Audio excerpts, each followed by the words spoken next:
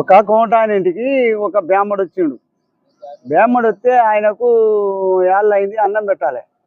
ఆయనకు మంచిగా తానం చేసుకొని అన్నం తింటేందుకు అన్నం తిందులే అయ్యగారు అంటే అప్పటికి వచ్చి అన్నం మీద కూర్చొని అన్నం తింటాడు. అన్నం తింటే అప్పుడు ఏం చేసారు, ఆయన పప్పు వేసింది, అన్నం పెట్టింది, దాంట్లో నెల్లి గంటెడు నెయ్యి పోసింది.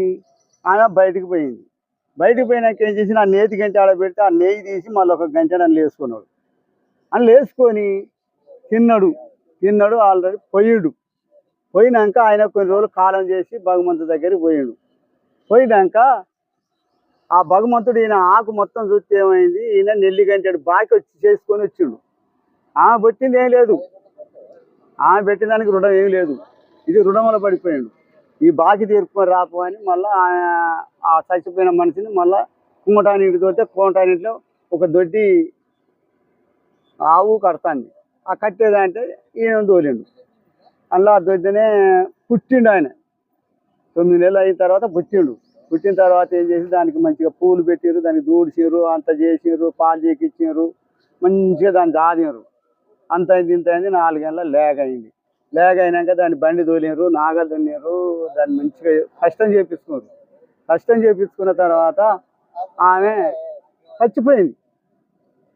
ఆ కూడ చచ్చిపోయింది. మళ్ళా ఆ కూడ చచ్చిపోయినాక ఆ బాకి ఇంకా తీరలే, నెల్లి గంటెడు బాకి తీరకపోతే దాన్ని తీసుకుపోయి ఆ అర్జెంట్లు తీసుకుపోయి దాన్ని కోసుకున్నారు, తిన్నారు. ఆ పుర్జాడ భారత అయితే ఆ పుర్జని మళ్ళీ పట్టుకపోయింది కోమటాయనకి తీసుకుపోయి కోమటాయన తోటలో పెట్టిండు.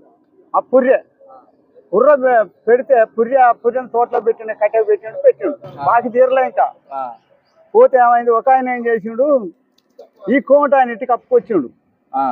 వేరేటాయన అప్పు వస్తే ఆయన ఏం చేసిందంటే, ఆ కోమటాయన 3 రూపాయల మిత్తి అయితేనే ఇస్తా బాబు అన్నాడు. అయితే అయ్యండి, మరి ఆ 3 రూపాయల మిత్తికి ఇచ్చి ఏం చెప్తే 100 రూపాయలు ఇస్తే అలాకెళ్ళి 3 రూపాయలు ఏమంటే తీసుకుంటాడు. 97 రూపాయలు ఇస్తాడు. ఆ 97 రూపాయలు తీసుకున్నాడు. బాటెముడు పోకుండా ఏమంటాడు, ఈ అప్పు తీసుకుపోయేట ఆయన, ముండ నూటికి చెడ్డది, నేను మూటికి చెడ్డ. ముండ నూటికి చెడ్డది, నేను మూటికి చెడ్డ అనుకుంటా నవ్వుకుంటా పోతాడు. ఇక ఈయనన్నట్టు ఎగదెంగుతానని పోతాడు. ఈ తోట కానించే పోవాలి ఆయన. ఆ తోటకాడికి పోయి ఈ మాట అనగానే ఆ పుర్రె పక్క నవ్వింది. పుర్రె నవ్వింది. అరే ఇక్కడ ఎవరు లేడు, ఏంది నవ్వుతాంది ఏంది అని మళ్ళా అన్నాడు.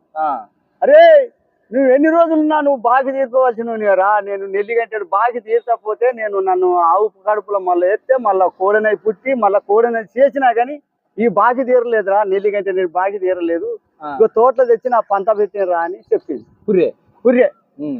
చెప్పంగానే అట్లా నాని ఏది మరి మనిషి లేడు కదా అంటే, నేనే రా పుర్రెరా నీతో మాట్లాడేది అన్నాడు.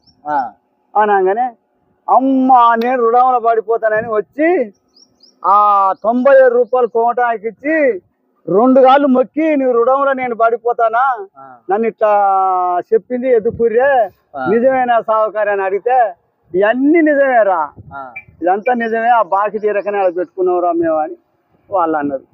అన్నాక అప్పుడు ఇక పోరా అని బిడ్డ అని వెళ్ళంగారు.